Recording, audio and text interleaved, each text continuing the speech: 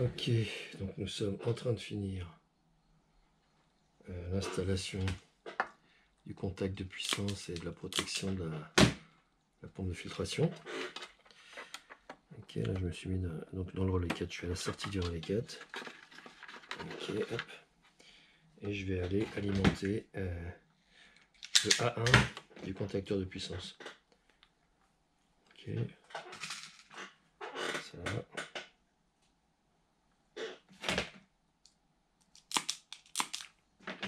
Mais ici, d'accord. A1, A2. Alors, on y va pour A1.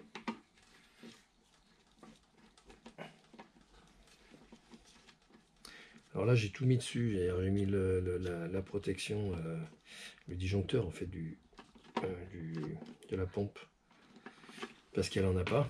Mais on pourrait imaginer que on ait déjà un coffret électrique avec tout ça dedans. Donc on pourrait retourner alimenter ça. On pourrait très bien avoir un coffret électrique avec juste une protection, ça ou un fusible. Dans l'espace, souvent c'est ça. Et à ce moment-là, on pourrait utiliser tout simplement un relais comme ça, parce qu'il serait protégé par le fusible du Spa. J'utiliserais ça comme contacteur. Plus simple, plus petit. Donc on a tout ça. Le contacteur il est alimenté en 220, il est sous la ligne de 30 milli. Donc ça rentre là, ça ressort en dessous, ça vient alimenter ça. Et de là, on part vers la pompe. Il y a un petit retour aussi du neutre en dessous là, pour alimenter A2 qui reste alimenté en permanence tant qu'il y a du jus là-dedans. Voilà. Donc on a un truc sympa. Ensuite, on a la phase aussi qui passe en dessous, qui part en dessous, qui vient ici, dans celui-là. Donc là, c'est du 12 volts, mais là, c'est du 220. Ça pose pas de problème, hein, parce qu'on n'a pas beaucoup de puissance. Et on ressort là, pour aller sur le A1. Maintenant, on va allumer tout ça. On va attendre qu'il se connecte. Ok, donc on y retourne. Il a démarré. Donc maintenant, dans les devices, on va ajouter une pompe filtration qu'on a mis sur le numéro 1, 2, 3, 4. Ok, on y va. Numéro 4. On va choisir filtration, pompe filtration. Simple quoi. On va transformer n'importe quelle pompe. Hein. Ça va remplacer l'horloge, tout ça. Ok, ensuite, on peut la tester. On va voir tout de suite si ça colle. Alors, on va allumer d'abord ça. Hein, ça, c'est le disjoncteur. Et quand on va allumer, il y a un relais qui va s'allumer et ça devrait claquer ça. Voilà, on l'entend. Je l'éteins. Ah oui, quand même. Ça va. Donc on est bon. On a réussi notre truc. Donc après, on peut régler. Hein. Si on veut utiliser entre autres le mode, les programmes Night ou Day, qui sont des programmes intelligents, on le met en automatique par exemple. Il vaudrait mieux aller dans le truc avancé. Il va se mettre en route tout de suite parce qu'il est temps que ça parte quoi. Ok. Il est en auto. Donc en auto, il se met forcément en mode Day. Il est 11h52, donc il va s'arrêter à midi d'ailleurs. On peut mettre un capteur qui est lié, mais là il n'y en a pas. Donc on va pas le mettre pour l'instant. Donc on a dit que c'était Day. On sait que c'est Day parce qu'il n'y a rien d'autre. Par défaut, il se mettra sur Day. On pourrait rajouter des plages horaires. Bon, tiens, on va faire l'expérience. Je vais ajouter des plages horaires. Donc on va dire il est quelle heure? On a dit 11h. Bon, je sais plus, on va dire 11h. On va dire 10h20. Par contre là il est, on va l'arrêter avant. Alors 11h 50, je sais plus quelle heure il était, 52. On va mettre 54. Confirme. Ah oui, on va mettre tous les jours de la semaine. Bon là on est dimanche entre autres, on va mettre que dimanche. Ça suffira. Donc j'ai ma nouvelle plage qui s'est mise là, de 10h24 à 11h54. Il est 11h53. Il est en auto, donc il devrait se couper à 11h54. On va attendre une petite minute pour...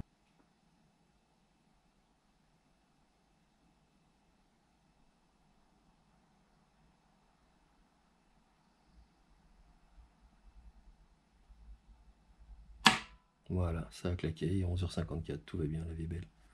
Donc elle s'est arrêtée. On va retourner dessus, on va supprimer cette plage horaire.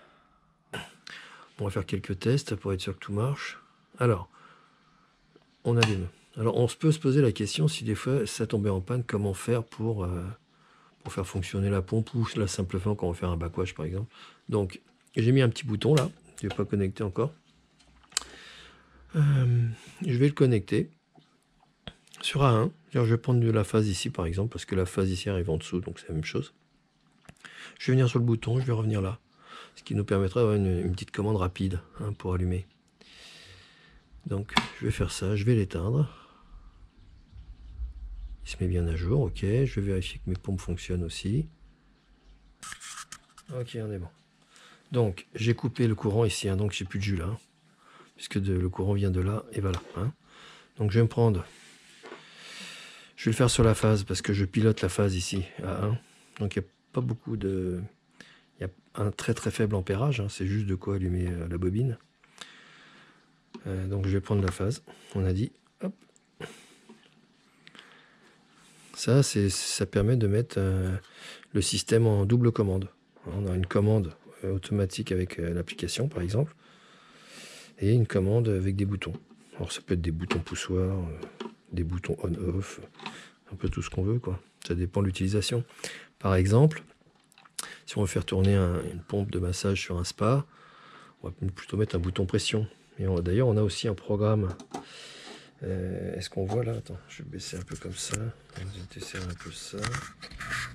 On peut baisser ça. Viens là, viens là. Voilà, on voit ça comme ça. Ok. Je disais donc, on a un programme aussi qui fait timer. Alors, quand on appuie sur le bouton, ça se coupe au bout de 10 minutes. Hein, donc, la commande ne se met pas tout à fait de cette façon-là, mais on verra ça dans un autre... où est-ce qu'il est le trou? Là. Ok. On verra ça dans une autre vidéo. Ok. Donc j'ai l'allée. Bon, c'est pareil, c'est un bouton, hein, toujours. On est toujours dans le même esprit à chaque fois, hein, c'est-à-dire un interrupteur. Là. Tac. Ça. Et on va le mettre dans A1. Donc c'est-à-dire ici. Donc A1, là, est alimenté là par le contrôleur. Pareil, il est éteint, donc il n'y a pas de jus, hein, on ne risque rien. On peut y aller. Et c'est la même phase. Donc on peut mélanger. Donc voilà. Nous avons connecté donc le bouton qui peut nous servir. Donc je rappelle, on l'a connecté en parallèle. Hein. Entrée, sortie. Hein, on alimente le A1. On tourne, hop. On entend le contacteur. Hein. Voilà. Donc on peut l'utiliser aussi comme ça. C'est très simple. Donc, on va regarder maintenant. On rappelle hein, la pompe à 3 vitesses qui est ici. Hein. Donc on a ici. Et on a les relais qui sont à l'intérieur. Donc voilà, on les voit, il n'y a pas de problème. Donc, je vais mettre le 3. Hop. Ok. Je remets le 2. J'essaie de faire les deux en même temps. On voit bien comme ça. Le 1. Ok. Alors la seule particularité de ça, alors je vais l'éteindre pour montrer.